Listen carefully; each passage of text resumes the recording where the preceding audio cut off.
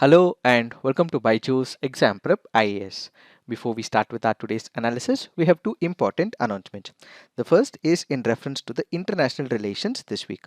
The topics of international relations, which have been in news for the past 1 week, will be covered as part of this initiative. So we will be uploading the video tomorrow at 8 p.m. Do watch to understand some of the important discussions. The second announcement is in reference to the Telegram channel. If you have not yet joined the channel, please do join so that you get all the current affairs related updates. Let's get started and look into the first article. The first article says the age of minimalism in India and Pakistan ties.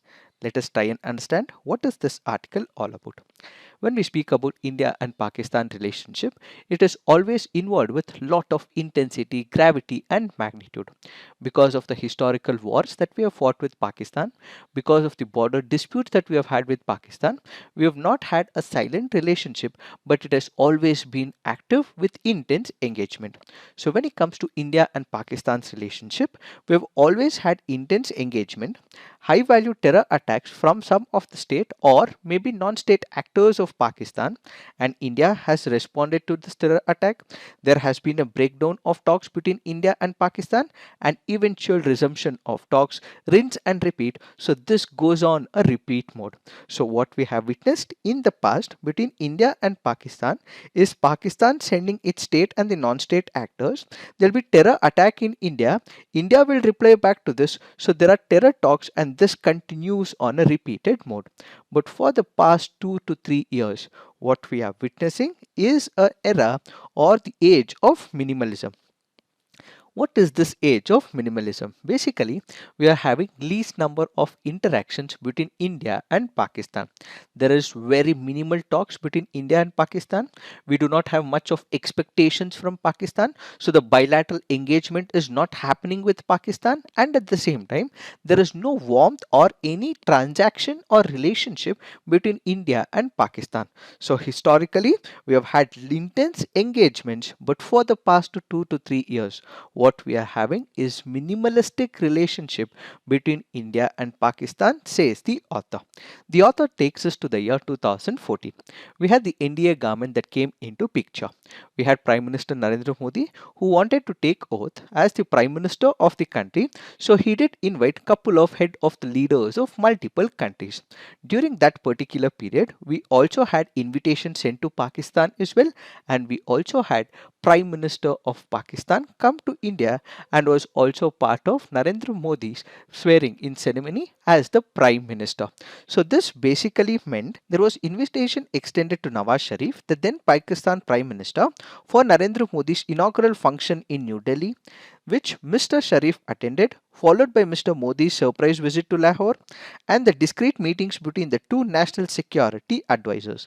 This meant that India wanted to establish a relationship with Pakistan.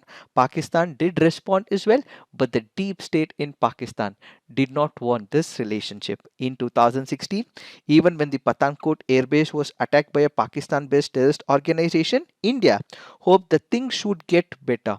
But in 2016, terror attack in Uri, which led to surgical strikes by India, practically froze the relationship. Followed by this, we had the Pulwama terror attack in February 2019 and in August 2019. The state of Jammu and Kashmir was turned into a union territory. This ultimately meant that the relationship between both these countries became very bleak and they did not have much of interactions and the relationship completely froze. So the author in this backdrop goes on to say what India and Pakistan currently have is the minimalistic relationship. He gives out 5 reasons for it. One, failed attempts at conflict resolution, political inability to resolve conflicts due to dual power center in Pakistan and the lack of political will on the either side. Why do we have this minimalistic relationship? That is because India wants to resolve all the issues between India and Pakistan. But within Pakistan, there are two centers of power. One happens to be the military, the other happens to be the political civilian government. Whom should India interact to? If it starts speaking to the civilian government, let's say for example, Prime Minister Narendra Modi did invite Nawaz Sharif and they did want to have some connection and understand how to resolve the issue. within that particular time, the deep state did not want it, and what we had is terror attacks in India. So whom do we speak to? Do we speak to the civilian administration or do we speak to the military? In fact, India has always taken a stand that it will speak to the democratically elected one and not the military. So this has led to conflict in the past, and we are not able to resolve. Since this particular issue is not resolved, what we have is a minimalistic approach between India and Pakistan right now. Then there is bilateral conflict resolution may get harder due to rising populism fueled by the online hate. What do we understand by this? We have number of conflicts. These conflicts ideally had to be resolved at the political level. This political conflict, as of now, this conflict is not being solved, but instead more hatred is being spewed on the online platform. As a result, the conflict resolution is still not up to the mark and they are not able to resolve it. Third, India realizes the traditional logic in India that it should first settle its conflicts with Pakistan and then move on to addressing the bigger issues may take New Delhi nowhere. After all, none of the key conflicts between them has been resolved since the Indus Water Treaty of 1960. So what India believes is, let's take a step-by-step approach.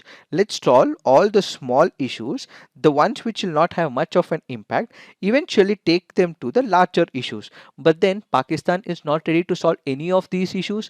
The last time that we got together, we were able to accomplish something was only in terms of Indus Water Treaty of 1960. After that, we are not able to solve any of the issues. On one side, India is making an attempt to resolve all these issues, but then as we discussed on the first part, the deep state, the military in Pakistan is not letting it. Why do the Pakistan military do that?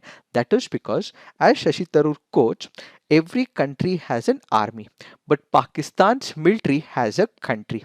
For them to survive, for them to live in Pakistan, all that they have to do always is to show India as an enemy and keep brewing the enmity and the hatred. Which is why the deep state, that is the military, does not want good relationship with India. For there is also a certain confidence in Delhi today that it does not need to talk to Pakistan to ensure peace inside Kashmir. One of the major issues that we have with Pakistan happens to be about Jammu and Kashmir issue. Earlier, India always used to speak to Pakistan to make sure that there was peace in Jammu and Kashmir. Now we have made sure that if peace has to prevail in our side of the Jammu and Kashmir, we don't have to speak to them. We will ensure that the security apparatus that is present in our country is able to eliminate the terrorists. So we don't have to speak to them. So India has entered that framework. Why has India entered that framework? We have given them ample amount of chances. We have told them repeatedly that let's engage in the political talks. Since they are not ready to, they keep infiltrating the state and the non-state actors. To end them, we have upscaled our own security so that we can eliminate such people. So we have come to a conclusion that we don't have to speak to the executives in Pakistan, but instead we can take care of our own security in the Union Territory of Jammu and Kashmir. Finally, both the sides today are occupied with their own geopolitical challenges. Pakistan with Taliban led Afghanistan and India with an aggressive China on its border, thereby keeping them busy elsewhere than with each other. So there is Pakistan, which is actually dealing with Taliban along its western front, and for India, it is dealing with China. Since both the countries are occupied with own issues elsewhere, that is why not much of interaction has been happening between India and Pakistan, which is the reason for the minimalistic talks between India and Pakistan, says the author. What is the outcome of this minimalistic approach? As of now, since India and Pakistan does not speak much, they only speak when there is an urgent issue or there is an emergency issue, and they speak if it is to do with ceasefire in the Union Territory of Jammu and Kashmir and to immediately address some of the urgent causes. So the outcome of this minimalistic approach is that we speak to them only if it is an emergency and urgency, or if it is to do with the ceasefire violation in the Union Territory of Jammu and Kashmir, or else we do not speak up to them, is the major outcome of this minimalistic approach. But one thing that India has been able to settle from the past is is the traditional approach of India only felt that they'll be dealing only with the civilian government, but a compromise has been made in certain circumstances where they are also ready to speak to the military directly as well. The earlier and the traditional stand was that they'll only speak to the civilian government, but now they have made a compromise that if it is in need, if it is suitable, we will also speak to the military based in Rawalpindi. However, what we require is more political talks so that we resolve all the issues that are existing between India and Pakistan, is what is this article all about. Now let's look into the next article. This article says the frontliners of the first 1000-day window of life. The article here is speaking about the issues of malnutrition. First, let us understand the meaning of malnutrition. This basically includes undernutrition, which includes stunting, that is low height for the age. Then we have underweight, which is low weight for the age. Then we have wasting, which is low weight for the height. Then we have micronutrient deficiencies, insufficiencies and overweight. Then we have obesity and diet related non-communicable diseases, which are part of the malnutrition. So when the mother is affected because of malnutrition, this will also pass on to the child as well.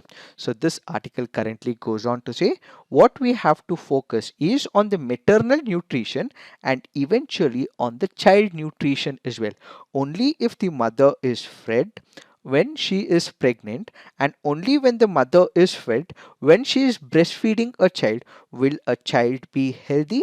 So taking care of the mother and immediately after the conceiving, the child will also have to be taken, because the first 1000 days, the first 2 years is where a child will develop a lot of thinking ability, cognitive development. So only for these first 2 years we have to make sure that all the nutrition is provided to the female. So the author here brings into question what is called as the maternal nutrition. What is this maternal nutrition? Maternal nutrition is nothing but the nutrition and source of food that are provided to the mothers. Especially women should be provided a lot of nutrition during pregnancy, while breastfeeding, and if there is nutritional vulnerability, this can impact the mother as well as child. So ensuring that women have nutritious diets, adequate services and care is the fundamental for the survival of the mother as well as for the children. Before pregnancy, women needs nutritious safe diets, and after she becomes pregnant, once again she requires adequate amount of diet because there is fetus as well, and once she conceives, then the baby is out. So for the baby to be breastfed as well, the woman requires nutrition, vitamins, so on and so forth. So during pregnancy and breastfeeding, energy and nutrient needs will have to be increased, says the author. If the woman is not fed properly, if the nutritional intake is not proper, this will lead to lot of inconsistencies and concerns both for the mother as well as for the child. So deficiencies in micronutrients affect many women of reproductive age and are associated with adverse health effect. They can also lead to stillbirth, low birth weight, wasting, development delays for the children, and ultimately both are getting impacted.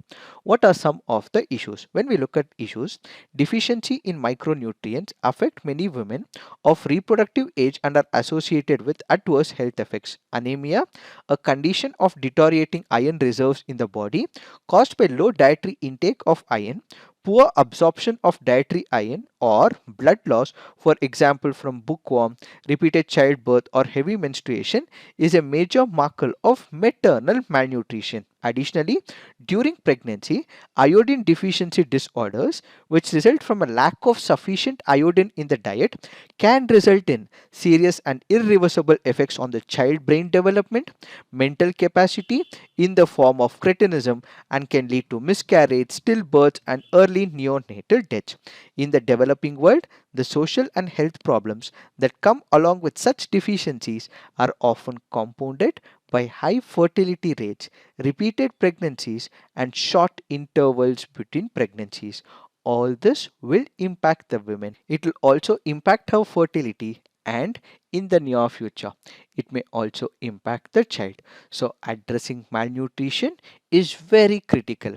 Only when we address the malnutrition, that is when we will be laying out a strong foundation. So for the first 2 years, that is for the 1,000 days of the life, from conception to the first 2 years of a child life are key, as this presents a critical window of opportunity in ensuring optimal growth, development, child survival, and lifelong health and nutrition. In fact, 80% of the brain development takes place in the first 1,000 days of life. So the author says taking care of the mother and the children during the pregnancy and during the breastfeeding process and the first 2 years is very critical for the development of the future child. In order to make sure that all this is provided, the government of India came up with what is called as the Poshan Abhiyan.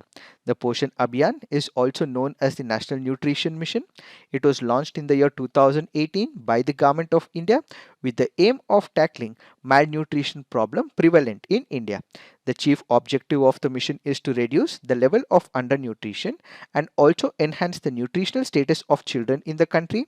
The mission is multi-ministerial initiative and aims at removing malnutrition from the country by 2022, and this happens to be India's flagship scheme to improve the nutritional outcome of adolescents, children, pregnant women and lactating mothers. The mission leverages technology, convergence between various modules and departments, and the term portion in the name of program stands for Prime Minister overarching scheme for the holistic nutrition. So what are the guidelines and the objectives laid? Reduce stunting by 2% annually, reduce undernutrition by 2% annually, reduce anemia by 3% annually, reduce low birth weight by 2% annually. In line with this, number of experiments were conducted in different states as well. What is the outcome of these experiments? Evidence tells us that for bringing about change in nutritional outcomes, evidence-based interventions need to be delivered with high coverage. So more people will have to be covered. There has to be continuity. It's not that we just started, but we have to continue it so that it is sustainable over the first 1,000 days of life and across delivery channels. Intensity. We have to keep interacting with the mother and the child, and the quality and equity of the service will also have to be taken into picture. The health and nutrition status of women, including the weight and hemoglobin level, age at the conception, and levels of multiple micronutrients during peri-conception period are critical determinants for the child health. So these are the major outcomes that we can extract because of the multiple experiments that have been conducted in multiple states in India. Let's take the example of what happened in the state of Maharashtra. In 2018, the Ministry of Health and Family Welfare worked with Maharashtra and UNICEF to introduce the first ever primary healthcare innovation program to promote the health of women during the pre-conception period in the Peth and Sinnar blocks of Nasik district in Maharashtra. During the program, which was completed in 27 months, it was seen that promoting the health of adolescent girls and women not only promotes the health of newborn but also prevents low birth weight, preterm birth and newborn deaths. Its success led to it being scaled across several districts in the state. This is one such example.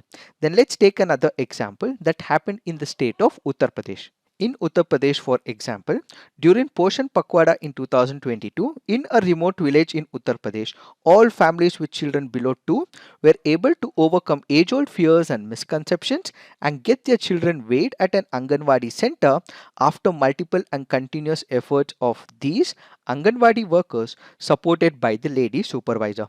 Mothers and other relatives such as grandmothers and also fathers were enlightened about the benefits of regular weight measurement. So what this meant was that we have to activate a program and give more information to the Anganwadi Asha workers so that they are able to give this information to the mothers as well as to their family members. So when it comes to the implementation, whatever intervention the government may do, but who interacts with these people? It is the Anganwadi workers. So all such interventions are delivered to the last mile by the network of frontline workforce, which includes accredited social health activist Asha workers, auxiliary nurse midwives, ANMFs, Anganwadi workers, AWWs, who play a key role in empowering the community on health planning and action. In many geographies, they are the only access point to basic nutrition and other health services. They are critical in promoting healthy practices, providing on ground support, and improving awareness. So, it is just not about the program, but it is giving the tools to the Anganwadi workers, ASHA workers. So, they are the last point of contact. So, all the information goes from these ASHA workers to the people. So, in case they have some preconception which is wrong, it is the ASHA workers who are able to eliminate it and enhance the knowledge to such people. So, providing more tools to the ASHA workers is the way forward, says this article. So, going forward, what we have to do is strengthen the nutritional system, focus on regular skilling, provide constant supervision, motivate the frontline workers so that they can deliver quality nutrition and health services to the people in that particular state. Since they are the implementers of this program, we have to give them reskilling process. If they are skilled, they will ultimately deliver whatever has been the objective of the government, because it is they who drive the change at the last mile, says this article. It is this that we have to understand with respect to this article. Now let's look into the next article. This article says UK court clears request for extradition of Bhandari.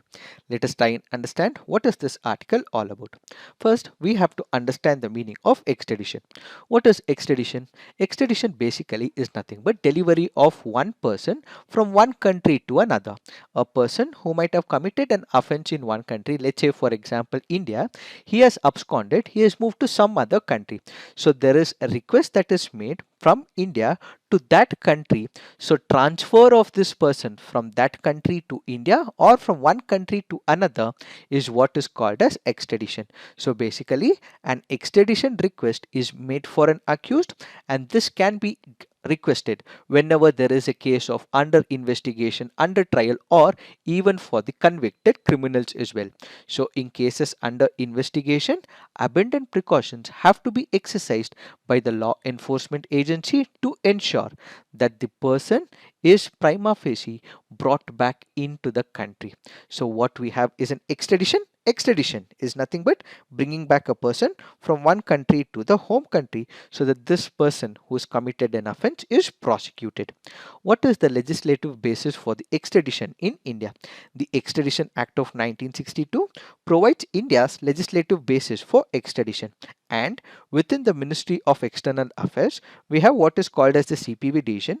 This happens to be the central nodal authority that administers the Extradition Act, and it processes incoming and outgoing extradition requests. So remember, it is the Ministry of External Affairs which makes a request from India, and it is not any other ministry.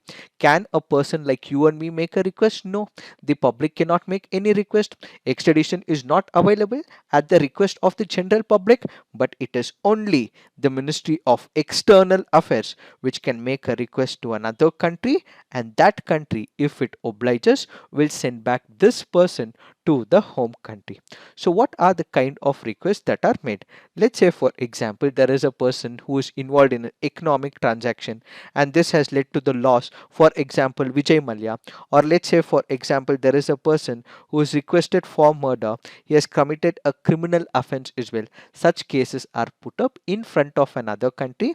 The country has its own share of legal rules and regulations, and if it is complied by, this person is transferred from that country to India.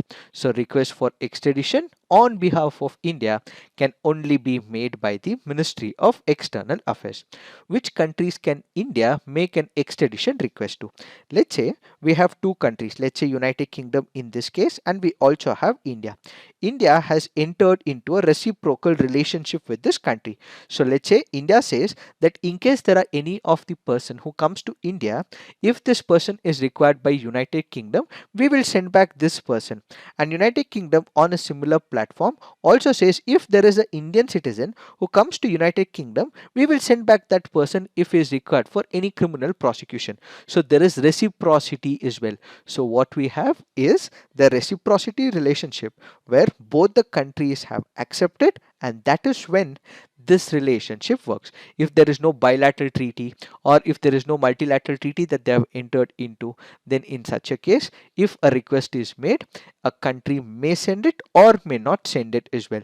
Also note, if there is a person who's moved from one country to another for political reasons or they are seeking asylum in another country, that country may not actually transfer or move this person from that country to the home country as well. Or let's say, for example, in India, what we have is capital punishment. There is another country which does not believe in capital punishment. So if this country feels that if this particular person is exported to the home country, then in that case he may be imposed with death penalty or the capital punishment. In such cases, there is the other country which may not send as well. So there are rules and regulations that are put before each other country. They discuss, and ultimately the extradition works out for a country. In the present situation, United Kingdom Magistrate Court cleared the request for extradition of Sanjay Bhandari to India in connection with the money laundering and tax evasion charges for a final decision by the Secretary of State. Now, he may challenge the verdict in the higher court of appeal. If everything works, he may be extradited to India. Now, let's look into the next article. This article says POCSO Act forces Adivasis in Nilgiris into conflict with law, says the activist. Let us try and understand what is this article all about. First, we have to understand some facts that are given in the article. The article makes a reference to one of the tribal groups called as the Toda. As the name denotes, Todas are the tribal group. Where are they present? They are present in the state of Tamil Nadu. This is very important from the preliminary examination point of view. So the Toda tribal group, where are they? They are present in the state of Tamil Nadu. These Todas traditionally live in settlements which is called as Mund. This is another important pointer from the examination point of view. So they live in 3 to 7 small thatched houses. Where do they live in Tamil Nadu? The Todas live in the Nilgiri Biosphere Reserve, and the Nilgiri Biosphere Reserve is itself a UNESCO designated international biosphere reserve. What is this article speaking about? This article currently goes on to say that we have the Adivasis. The Adivasis have no idea about the POCSO. They do not have any idea about the child marriage as well. So there are people, that is the men and the women, girls and boys, who are getting married. The girls also become pregnant as well, and when they're pregnant, they go to the hospitals close by, and these hospital nurses and doctors have to comply by the rules. So they ultimately say to the police stations. Once it is known to the police stations, they file a case that it is a case of POCSO or the child marriage, and the boy is put behind bars. So this article currently goes on to say that these people have their own share of customs. They do not know the rules and regulations. They do not have any idea about the POCSO Act. They have no idea about the child marriage. So whenever such culture is present, we have to give them an awareness. Since these people do not know any laws, they do not know about the POCSO as well as the Child Marriage Prevention Act, we have to give them an awareness. There have been ample amount of cases where they have been put behind bars for about 10 years, 15 years, 20 years, so on and so forth. This basically means once they go to the jails, they come back as the hard criminals. This should be avoided. Number of people are also sent to the high courts as well. When they do not have access to the lower courts, they have been asked to go to the high courts because they do not have the money, because they do not have the finances. They may not go to the high court, and ultimately they are thrown behind bars. So this article currently goes on to say, in order to avoid all these issues, because the Adivasis have their own customary practices, they may not know the rules and regulations and the laws of the country. It is better for us to educate them and give an awareness about POCSO, Prevention of the Child Marriage Act, so on and so forth, so that such acts are not committed in the Adivasi community. It is this that we have to understand with respect to this article. Now let's look into the mains practice questions. Minimalism has come to characterize India and Pakistan relations. Explain. Addressing malnutrition is critical to laying a strong foundation for human development. In the light of the statement, discuss the policy interventions undertaken to address the persistent high burden of malnutrition. So please write all your answers on the comment section, peer review, and do give positive give feedback to your friends' answers. So this is it for today. Thank you for watching. All the best.